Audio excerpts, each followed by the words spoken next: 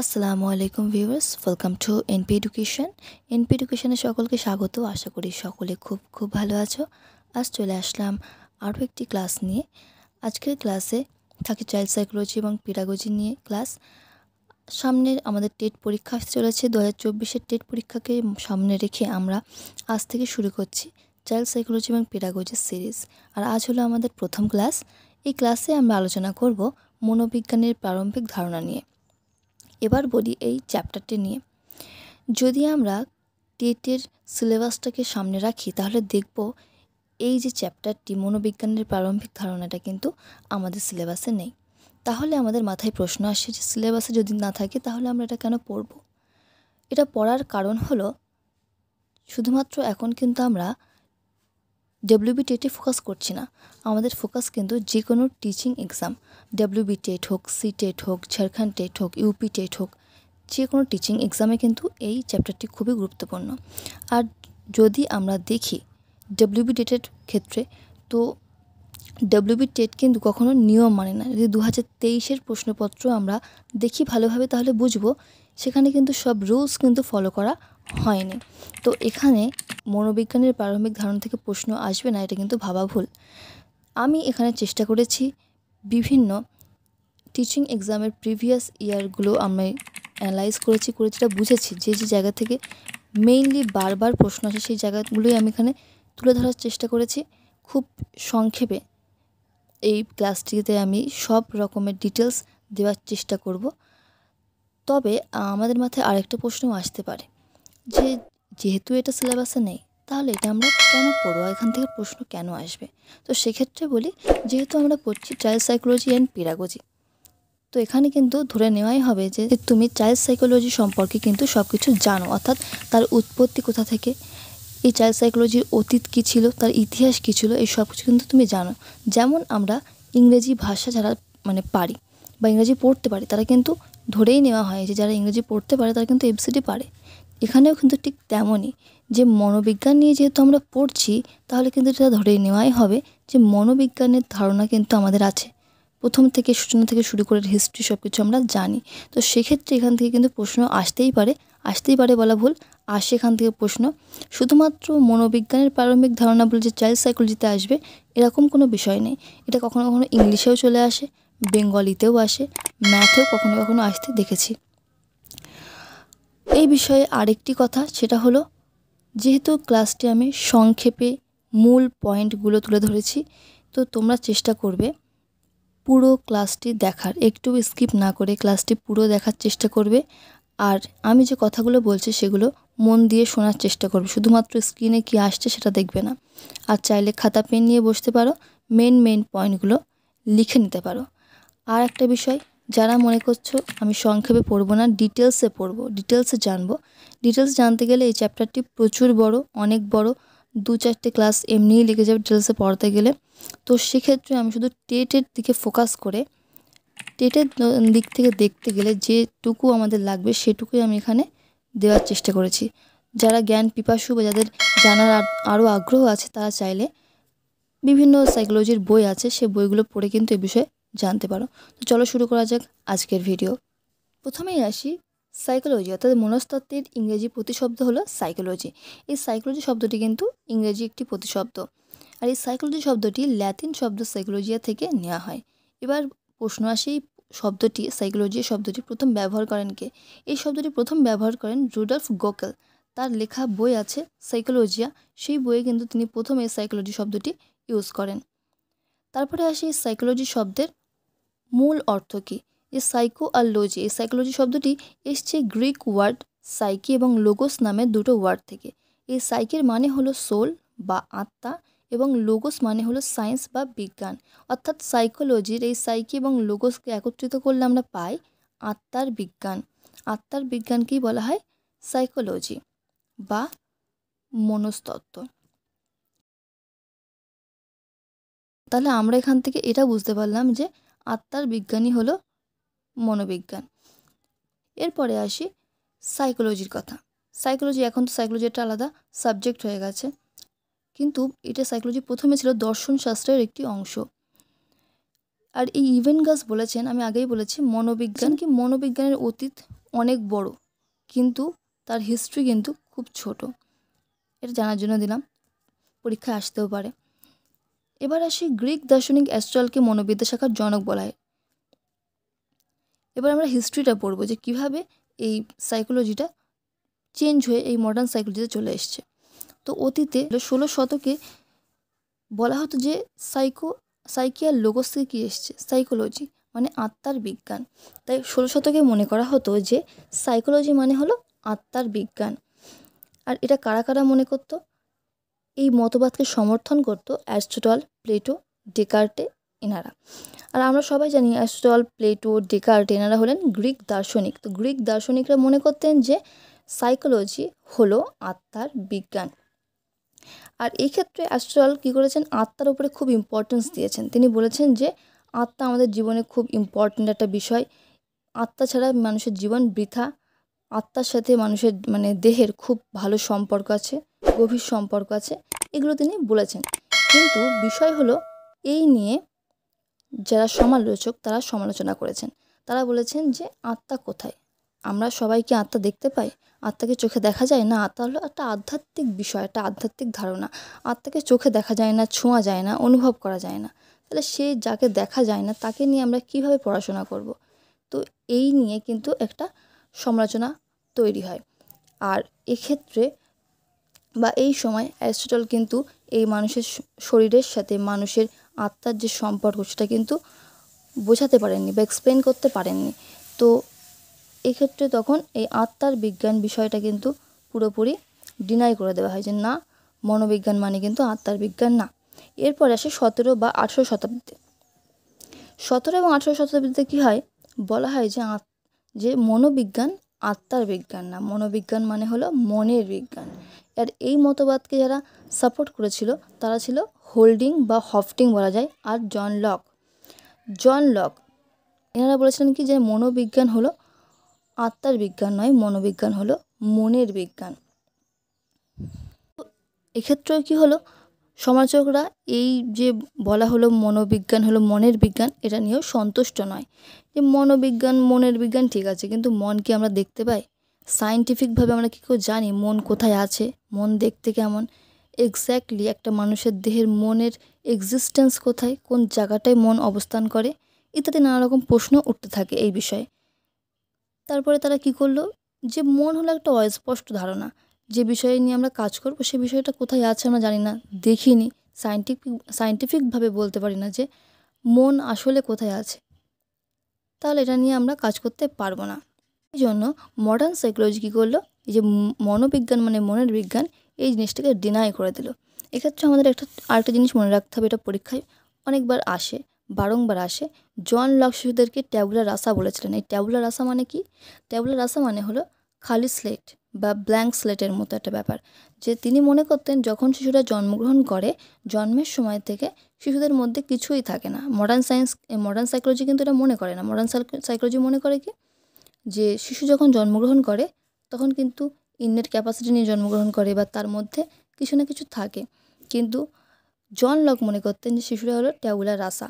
তো পরীক্ষায় এই ধরনের প্রশ্ন আসে যে ট্যাবুলা রাসা শিশুদেরকে কে বলেছিলেন বা কোন মনোবিজ্ঞানী বলেছিলেন, তখন আমাদের লিখতে হবে জন লক শিশুদেরকে ট্যাবুলা রাসা বলেছিলেন। এরপর আসে 19-এর দশক।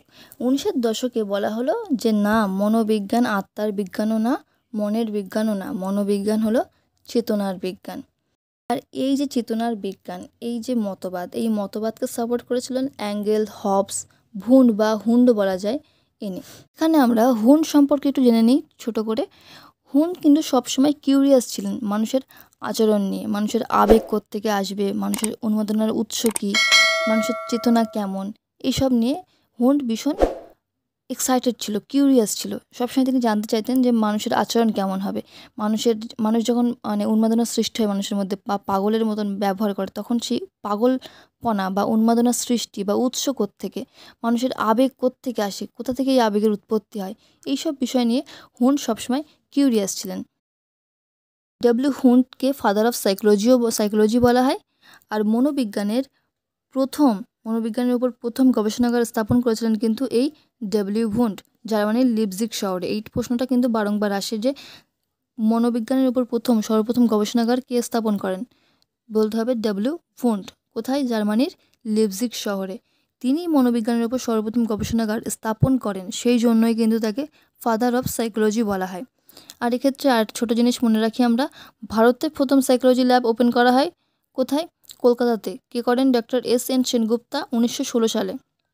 আর আসি যে মনোবিজ্ঞান হলো চেতনার বিজ্ঞান, এই জিনিসটাকেও ডিনাই করা হলো কেন? আমরা প্রথমে জানি চেতনা কাকে বলে।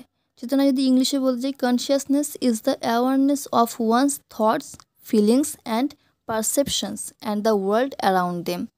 আর বাংলায় যদি সহজে বলতে যাই তাহলে এর মধ্যে কিছু সম্পর্কে সচেতন হওয়ার গুণ বা অবস্থা। একদম সহজে বলতে গেলে কি, কনসিয়াসনেস বিষয়টা কি, যে নিজের মধ্যে আমার মধ্যে কি হচ্ছে না হচ্ছে, যে আমার ফিলিংস, আমার চিন্তা ভাবনা, আমার চারপাশে কি হচ্ছে, এইসব নিয়ে নিজের একটা সচেতন হওয়ার যে গুণ, যে অবস্থা, সেটাই কিন্তু কনসিয়াসনেস। মনোবিজ্ঞান হলো চেতনার বিজ্ঞান, এই বিষয়টাকেও ডিনাই করে দেওয়া হলো। তো সিগমন্ড ফ্রয়েড বলেন যে মনোবিজ্ঞানকে চেতনার বিজ্ঞান বলা যায় না, কনসিয়াসনেস বলা যায় না, কারণ মনের কিন্তু অনেকগুলো ভাগ আছে। আমরা জানি, অনেকেই জানি, মনকে কিন্তু অনেকগুলো ভাগে ভাগ করা হয়, unconscious mind, conscious mind, subconscious mind. আর এর মধ্যে কনশিয়াস মাইন্ডকে সিগমন্ড ফ্রয়েড শুধুমাত্র 10 ভাগের 1 ভাগ দিয়েছেন, বাকি সাবকনশিয়াস মাইন্ডকে 10 ভাগের 9 ভাগ দিয়েছেন। এই বিষয়ে আমরা পরে ডিটেলসে পড়ব। তো সেজন্যই কিন্তু সিগমন্ড ফ্রয়েডের যে স্কুল অফ সাইকোলজি আছে, সেখান থেকে এই বিষয়টিকে, যে মনোবিজ্ঞান হলো চেতনার বিজ্ঞান, এই বিষয়টিকে ডিনাই করে দেওয়া হয়। এরপর আসে আমাদের মডার্ন সাইকোলজি। মডার্ন সাইকোলজি কি বলেন? যে মনোবিজ্ঞান আত্মার বিজ্ঞানও না, মনের বিজ্ঞানও না, চেতনার বিজ্ঞানও না, মনোবিজ্ঞান হলো আচরণের বিজ্ঞান। মনোবিজ্ঞান হলো আচরণের বিজ্ঞান, এই মতবাদটিকে সাপোর্ট করেন ওয়াটসন, ম্যাকডুগাল, উডওয়ার্থ। এখানে বলি ওয়াটসন, ম্যাকডুগাল, উডওয়ার্থ। ওয়াটসনকে কিন্তু চূড়ান্ত আচরণবাদী মনোবিদ বলা হয়। বিহেভিয়ারিজম নামে একটি বইও তিনি লিখেছিলেন। আচরণবাদীরা বলেছেন মনোবিজ্ঞান হলো আচরণের বিজ্ঞান, আর আচরণবাদীরা পরিবেশের উপর বেশি গুরুত্ব দেন। আর ওয়াটসনকে কিন্তু বলা হয় ফাদার অফ বিহেভিয়ারিজম। ওয়াটসনকে ফাদার অফ বিহেভিয়ারিজমও বলা হয়। ওয়াটসন, ইনাকে চূড়ান্ত পরিবেশবাদী মনোবিদ বলা হয়, কারণ তিনি পরিবেশের ওপর বেশি গুরুত্ব দিয়েছিলেন। তিনি এমন কথাও বলেছিলেন যে আমাকে 1 ডজন বাচ্চা দাও, যাদেরকে বিভিন্ন পরিবেশে আমি নিয়ে যাব, এবং তোমরা আগে থেকে বলবে যে তারা কি তৈরি হবে। যদি সেরকম পরিবেশ আমি দিই, তারা যা চায়, সে পুলিশ হোক, আর্মি হোক, লয়ার হোক, ইভেন বেগার হোক, যে যা চাইবে আমি তাকে তাই বানিয়ে দেবো। মানে তিনি মনে করেন যে মানুষের পরিবেশ, বংশগতির থেকে তিনি পরিবেশের উপর বেশি ইম্পর্টেন্স দেন। যদি পরিবেশ ভালো হয় তাহলে মানুষ ভালো হতে বাধ্য, যদি পরিবেশ খারাপ হয় তাহলে মানুষ খারাপ হয়। শর্টে আমরা কী কী শিখলাম? প্রথমে আমরা শিখলাম মনোবিজ্ঞান হলো আত্মার বিজ্ঞান, কে বলেছিল? Aristotle, Plato, Descartes. তারপরে আসলো মনোবিজ্ঞান হলো মনের বিজ্ঞান, কে বলেছিল? হোল্ডিং বা হফডিং।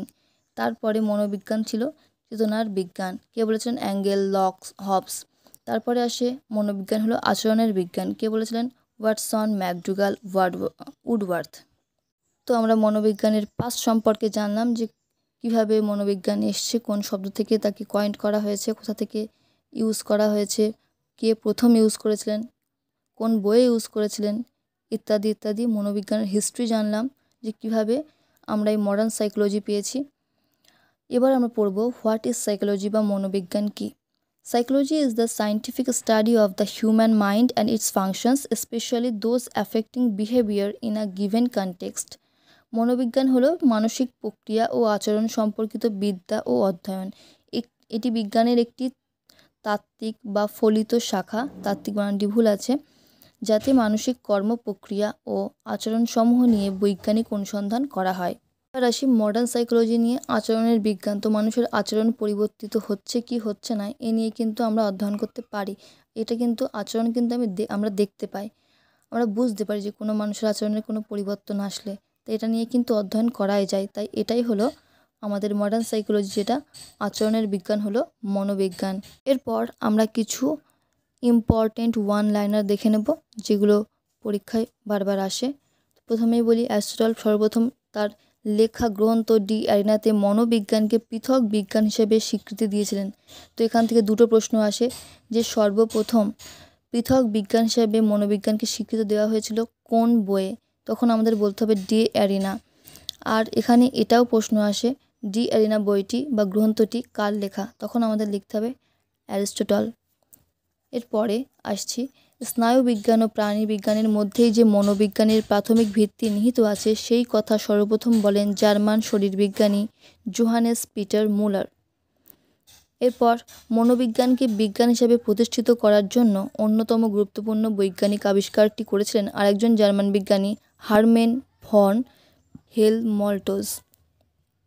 এরপরে মনোবিজ্ঞান হলো আচরণের বিজ্ঞান। মনোবিদ্যার নীতিগুলিকে শিক্ষাক্ষেত্রে প্রয়োগ করাই হলো শিক্ষা মনোবিদ্যা।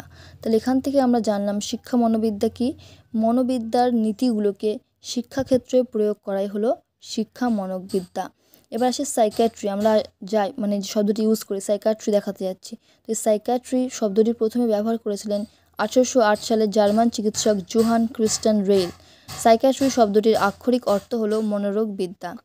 মনোবিশ্লেষণ বিজ্ঞানের জনক ছিলেন অস্ট্রিয়ার ভিয়েনা শহরের শরীরবিজ্ঞানী ডক্টর সিগমন্ড ফ্রয়েড। যেটা আমরা বললাম, সিগমন্ড ফ্রয়েড কিন্তু রিজেক্ট করেছিলেন মনোবিজ্ঞান হলো চেতনার বিজ্ঞান। এভাবে রিলেট করে পড়তে হবে আমাদের। এবার আসি, জ্ঞানের অর্থ হলো অভিজ্ঞতার মাধ্যমে ব্যবহারে পরিবর্তন। তাহলে জ্ঞান মানে কি শিখলাম আমরা? জ্ঞানের অর্থ হলো অভিজ্ঞতার মাধ্যমে ব্যবহারে পরিবর্তন। মনোবিদ্যার 3টি পদ্ধতি আছে। সেই পদ্ধতিগুলো হলো পর্যবেক্ষণ, পরীক্ষণ এবং অন্তর্দর্শন। অন্তর্দর্শন হলো মনোবিদ্যার সবথেকে প্রাচীন পদ্ধতি। তাহলে সবথেকে প্রাচীন পদ্ধতি হলো অন্তর্দর্শন। একে ইন্ট্রোস্পেকশনও বলা হয়। মনোবিদ্যার সবথেকে বহুল প্রচলিত পদ্ধতি হলো পর্যবেক্ষণ পদ্ধতি। আর পরীক্ষামূলক পদ্ধতি হলো সবথেকে নির্ভরযোগ্য পদ্ধতি। এই 3টি কিন্তু খুব খুব খুব ইম্পর্টেন্ট। যে অন্তর্দর্শন হলো মনোবিদ্যার সবথেকে প্রাচীন পদ্ধতি, মনোবিদ্যার সবথেকে বহুল প্রচলিত পদ্ধতি হলো পর্যবেক্ষণ, আর পরীক্ষামূলক পদ্ধতি হলো সবথেকে নির্ভরযোগ্য পদ্ধতি। এরপর দেখে নিই, যেটা বললাম অন্তর্দর্শন বা ইন্ট্রোস্পেকশন মেথড। এই অন্তর্দর্শন পদ্ধতি কি? Study of consciousness. অন্তর্দর্শন হলো কোনো বিশেষ মানসিক অভিজ্ঞতাকালে, যেমন ভয়, রাগ ইত্যাদি, নিজেকে দেখা, যে ভয়ের সময় আমার মধ্যে কি কেমন অভিজ্ঞতা আসছে বা কেমন পরিবর্তন আসছে, রাগের সময় আমার মধ্যে কেমন পরিবর্তন আসছে। ব্যক্তির অন্তরে কি ঘটছে তা ব্যক্ত করাই হলো অন্তর্দর্শন। যে আমার মনে কি ঘটছে সেটাই আমি যদি ব্যক্ত করি সেটাই হলো অন্তর্দর্শন। অন্তর্দর্শনের 3টি স্তর আছে। প্রথম স্তর হলো মানসরতি, তারপরে স্পষ্ট আত্মসচেতনতার স্তর, তারপরে সবিচর ও স্তর নিষ্ঠা স্তর। এরপর আসি এমিলি বইটি লিখেছিল রুসো। এটা পরীক্ষায় বারংবার আসে যে এমিলি গ্রন্থটি কার লেখা? রুসোর লেখা। প্রিন্সিপালস অফ সাইকোলজি এই বইটি লিখেছেন William. The teacher teaches John Latin, বিখ্যাত উক্তিটি করেন অ্যাডামাস। এই উক্তিটি তুলে দিয়ে বলেন যে এই উক্তিটি কে করেছিলেন? The teacher teaches John Latin, এই উক্তিটি করেছিলেন অ্যাডামাস।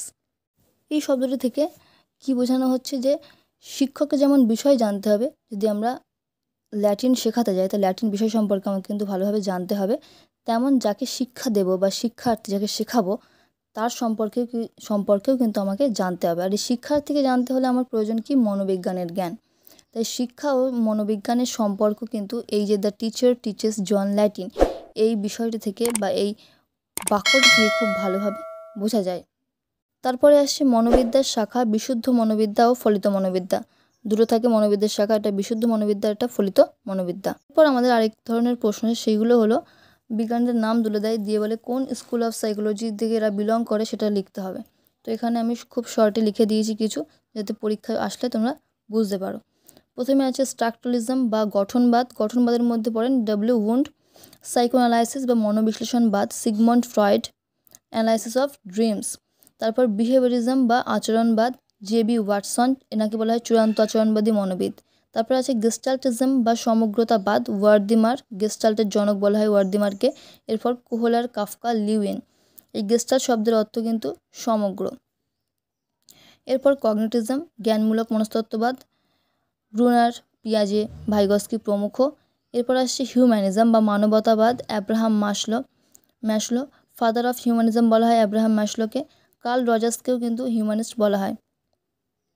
এরপর আমরা চলে যাব কোয়েশ্চেন অ্যান্সারে যে আমরা আজকে কী কী শিখলাম তার উপরে কিছু কোয়েশ্চেন লিখেছি। প্রথম প্রশ্ন, প্রথম দিকে মনোবিজ্ঞান যে বিষয়ের অন্তর্ভুক্ত ছিল? অপশান এ সাহিত্য, অপশান বি দর্শনশাস্ত্র, অপশান সি মনোবিজ্ঞান নিজেই একটি পৃথক বিষয় ছিল, অপশান ডি কোনোটিই নয়। তোমরা চাইলে কিন্তু আমাদের কমেন্ট বক্সে কমেন্ট করে জানাতে পারো। তো এই প্রশ্ন সঠিক উত্তর হয়ে যাবে প্রথম দিকে মনোবিজ্ঞান যে বিষয়ের অন্তর্ভুক্ত ছিল সেটি হলো দর্শনশাস্ত্র। তারপরের প্রশ্ন, মনোবিজ্ঞানের ধারণার ক্রমবিকাশ হলো? অপশান এ মনের বিজ্ঞান, তারপরে আত্মার বিজ্ঞান, চেতনার বিজ্ঞান এবং সর্বশেষ আচরণের বিজ্ঞান। অপশান বি আত্মার বিজ্ঞান, মনের বিজ্ঞান, আচরণের বিজ্ঞান, চেতনার বিজ্ঞান। অপশান সি আত্মার বিজ্ঞান, তারপর মনের বিজ্ঞান, তারপর চেতনার বিজ্ঞান, তারপর আচরণের বিজ্ঞান। আর অপশান ডি ওপরের কোনোটিই নয়। তো আমরা পড়েছিলাম কি প্রথমে আত্মার বিজ্ঞান, তারপরে মনের বিজ্ঞান, তারপর চেতনার বিজ্ঞান, তারপরে আচরণের বিজ্ঞান। তো এখানে সঠিক উত্তর হয়ে যাবে অপশান সি। পরের প্রশ্ন, মনোবিজ্ঞানের উপর গবেষণাগার সর্বপ্রথম কে এবং কোথায় স্থাপন করেছিলেন? Option A R S. উডওয়ার্থ, আমেরিকার মিনেসোটা বিশ্ববিদ্যালয়ে। অপশান বি ডব্লিউ ভন, জার্মানির লাইপজিগ শহরে। Option C William McDougall, Columbia বিশ্ববিদ্যালয়ে। অপশান ডি উইলিয়াম থর্নডাইক, আমেরিকায়। এক্ষেত্রে সঠিক উত্তর হয়ে যাবে, আশা করি সবাই পারবে এই উত্তরটি, ডব্লিউ ভন, জার্মানির লাইপজিগ শহরে বা লেপজিগ শহরে। পরের প্রশ্ন, আচরণবাদীগণ আচরণকে ব্যাখ্যা করেছেন? অভ্যন্তরীণ অভিজ্ঞতার সাহায্যে উদ্দীপক এবং প্রতিক্রিয়ার ফল হিসাবে উপরের দুটি উদ্দীপক সব উদ্দীপককে সংগঠিত করার পর প্রতিক্রিয়া। আচরণবাদীদের ক্ষেত্রে বলি, আচরণবাদীরা উদ্দীপক ও প্রতিক্রিয়ার ফল হিসাবে এটাকে দেখেছেন। আচরণবাদীগণ আচরণকে ব্যাখ্যা করেছেন উদ্দীপক ও প্রতিক্রিয়ার ফল হিসাবে। ওয়াটসন এই উদ্দীপক ও প্রতিক্রিয়ার ফল হিসেবে ব্যাখ্যা করেছেন কারণ তিনি একটি পরীক্ষা করেছিলেন। তিনি অ্যালবার্ট নামে একটি শিশু বা বাচ্চা, সেই অ্যালবার্টের সামনে একটি খেলনা রেখেছিলেন। যখন অ্যালবার্ট সেই খেলনাটা টাচ করতে যায় বা ধরতে যায় তখন তিনি একটা ফিয়ারফুল বা ভয়ঙ্কর সাউন্ড করেন, যার ফলে অ্যালবার্ট ভয় পেয়ে যায়। তো এখানে দুটো স্টিমুলাস বা উদ্দীপক থাকে, একটা হলো টয় আর একটা হলো সাউন্ড, আর যার ফলে আমরা দুটো রেসপন্স পাই। একটা সে টাচ করতে যায়, টাচ করে, তো সে একটা রেসপন্স, আর একটা রেসপন্স হলো ফিয়ার বা ভয়। আরও বলা হয়েছে যে কন্ডিশনিংয়ের দ্বারা আমরা অ্যালবার্টকে কানেক্ট করেছি কার সাথে? ভয় এবং ওই খেলনার সাথে কানেক্ট করে দিয়েছি। যদি এখানে ভয়ের সাউন্ডটা নাও থাকতো বা অ্যাবসেন্ট থাকতো তাহলে এটাকে কী বলা হবে? কানেকশন বলা যাবে। এবার আসি পরবর্তী প্রশ্ন, শিক্ষাক্ষেত্রে ট্যাবুলার রাসা শব্দটি কি ব্যবহার করেছিলেন? Option A Herbart, option B John Locke, option C Plato, option D Spencer. তো এক্ষেত্রে সঠিক উত্তর হয়ে যাবে জন লক। পরবর্তী প্রশ্ন, শিক্ষা মনোবিজ্ঞানের কোন পদ্ধতিটি সর্বাপেক্ষা বিজ্ঞানসম্মত পদ্ধতি? অপশান এ মনোবিশ্লেষণ পদ্ধতি, অপশান বি ক্লিনিক্যাল পদ্ধতি, অপশান সি সার্ভে পদ্ধতি, অপশান ডি পরীক্ষামূলক পদ্ধতি। তো এক্ষেত্রে আমাদের সঠিক উত্তর হয়ে যাবে ডি পরীক্ষামূলক পদ্ধতি। তো আজকের ভিডিও এই পর্যন্তই, দেখা হবে পরবর্তী ক্লাসে। যদি ভিডিওটি ভালো লেগে থাকে তো চ্যানেলটিকে সাবস্ক্রাইব করে বেল আইকনটি অবশ্যই প্রেস করবেন, এ ধরনের অডিও ভিডিও নোটিফিকেশান যাতে আপনি সবার প্রথম পেয়ে যান। বন্ধুদের সাথে শেয়ার করবেন, কমেন্ট করবেন, ভিডিওটি ভালো লাগলে লাইক করবেন, কমেন্ট করে জানাবেন ভিডিওটি কেমন লাগছে বা নেক্সট কোন ক্লাস পেতে চান। তো আজকের জন্য এই পর্যন্তই, ধন্যবাদ।